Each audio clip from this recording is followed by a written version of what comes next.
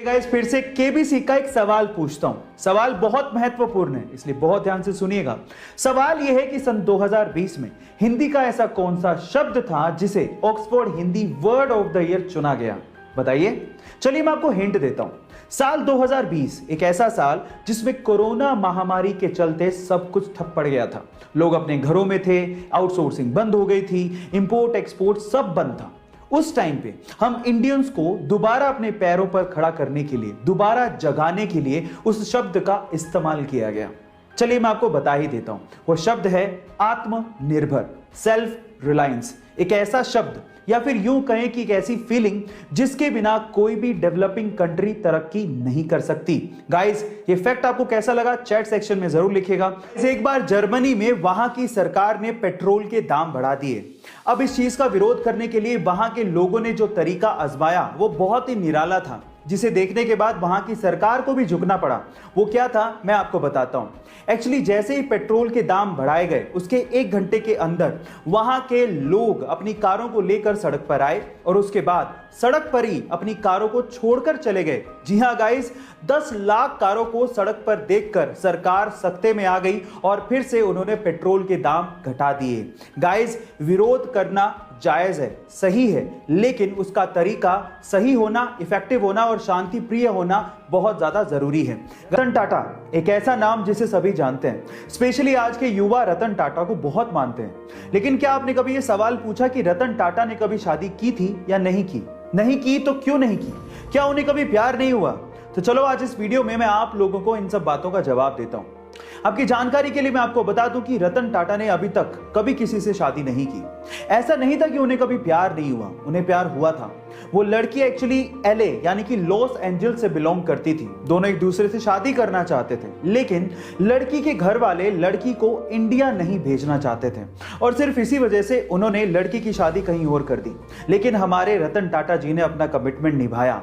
उन्होंने उससे प्यार का और शादी का वादा किया था और उन्होंने इस वादे को ताउम्र निभाया और कभी किसी से शादी नहीं करी। गाइस बॉलीवुड के जैसे ही साउथ इंडियन फिल्म इंडस्ट्री को टॉलीवुड कहा जाता है और महेश बाबू टॉलीवुड फिल्म इंडस्ट्री के प्रिंस कहलाते हैं। गाइस उनका बहुत ही ह्यूज फैन बेस है साउथ इंडियन इंडस्ट्री में। जहां एक और साउथ इंडियन इंडस्ट्री के बहुत सारे एक्टर्स बॉलीवुड में काम करना चाहते हैं, वहीं महेश बाबू बॉलीवुड इंडस्ट्री में काम करने से कतराते हैं, वो काम करना ही नहीं चाहते। उसके पीछे का रीजन जानते हैं? महेश बाबू का यह मानना है कि टॉलीवुड इंडस्ट्री में वो सब कुछ है जो बॉलीवुड फिल्म इंडस्ट्री में है ही नहीं। इवन संभावनाएं टॉलीवुड फिल्म इंडस्ट्री में बहुत ज्यादा हैं और उनका यह भी मानना है कि जब टॉलीवुड में वो प्रिंस हैं तो बॉलीवुड में वो बिगनर की तरह रोल्स के भीख क्यों मांगे। गाइस इसको कहते हैं एटीट्यूड। आपका महेश बाबू के इस एटीट्यूड के बारे में क्या ख्याल है चैट सेक्शन में जरूर लिखिएगा। गाइस भगवान ने ना इंसान नामक एक बहुत ही गजब की मशीन बनाई है। कैसे? एक छोटा सा एग्जांपल देता हूं। क्या आपको पता है कि जब आपको उल्टी आने वाली होती है तो उससे 30 से 35 सेकंड पहले आपका पूरा का पूरा मुंह लार से भर जाता है? कभी गौर करके देखना। पर सवाल ये कि ऐसा होता क्यों है? तो देखो मैं आपको बताता हूं। आपकी जो लार होती है ना वो क्षारीय यानी बेसिक नेचर की होती है और जब आपको उल्टी आने वाली होती है तो उल्टी के साथ साथ पेट से खतरनाक एसिड भी मुंह में आने वाला होता है। तो उस एसिड को न्यूट्रलाइज करने के लिए और आपके मुंह को बचाने के लिए वो लार पैदा होती है। और उसके अलावा लार 30 से 35 सेकंड पहले पैदा होती है। वो आपको इंडिकेट भी करती है कि आपको उल्टी आ सकती है ना अमेजिंग फैक्ट। ऐसे अमेजिंग फैक्ट्स के लिए यूट्यूब पे हमारे चैनल को सब्सक्राइब कर लीजिए और अगर आप इंस्टाग्राम पे देख रहे हैं तो मुझे फॉलो करना मत भूलिएगा। मिलते हैं अगली वीडियो में। लाइफ में पॉजिटिव रहना यानी कि पॉजिटिव एटीट्यूड रखना बहुत ज्यादा जरूरी है और ये सब जानते हैं। जब लाइफ में सब कुछ अच्छा चल रहा होता है तो सभी लोग पॉजिटिव ही थिंकिंग रखते हैं, अच्छा सोच रहे होते हैं। लेकिन जब लाइफ में तकलीफें आती हैं तब पॉजिटिव कैसे रहा जाए ये आप रेस के घोड़े से सीख सकते हो। कैसे? मैं आपको बताता हूं। क्या आपको पता है कि रेस के घोड़े को ये नहीं पता कि उसे रेस में दौड़ना है और जीतना है? उसे तो जीत का मतलब ही नहीं पता होता। वो सिर्फ इसलिए दौड़ता है क्योंकि उसका मालिक उसके ऊपर बैठ के उसको तकलीफ दे रहा होता है, उसे पोक कर रहा होता है ताकि वो तेज भागे। समझ रहे हैं आप? ताकि वो जीते और उसे रिकॉग्निशन मिले। इसी तरह से आप लोग हमेशा याद रखिएगा, जब जब आपको आपकी लाइफ में तकलीफें मिलें, आप लोग याद रखिए कि मालिक आपको जिताना चाहता है। इस तरह से आप अपने एटीट्यूड को अपनी लाइफ में पॉजिटिव बना के रख सकते हैं, तब भी जब आपकी लाइफ में तकलीफें हों। ऐसी अमेजिंग मोटिवेशन वीडियोस के लिए YouTube पे हमारे चैनल को सब्सक्राइब कर लीजिए। अगर आप Instagram पे देख रहे हैं तो मुझे फॉलो करना मत भूलिएगा। जिंदगी के बड़े इम्तिहान में जब हमारे साथ कोई छोटी मोटी भी गड़बड़ हो जाए ना, तो हम लोग किस्मत का रोना रोने लगते हैं। हम लोग ये भी नहीं सोचते कि गिर के उठने वाले कोई सिकंदर कहते हैं। चलो मैं इसका एक एग्जांपल देता हूं। अमेरिका में एक ओलंपिक की दौड़ होने वाली थी और उसमें जिम थॉर्प नाम का एक धावक दौड़ने वाला था, लेकिन जिस दिन उसकी दौड़ थी उसके साथ उसी दिन एक चोट हो गई। उसके जूते चोरी हो गए।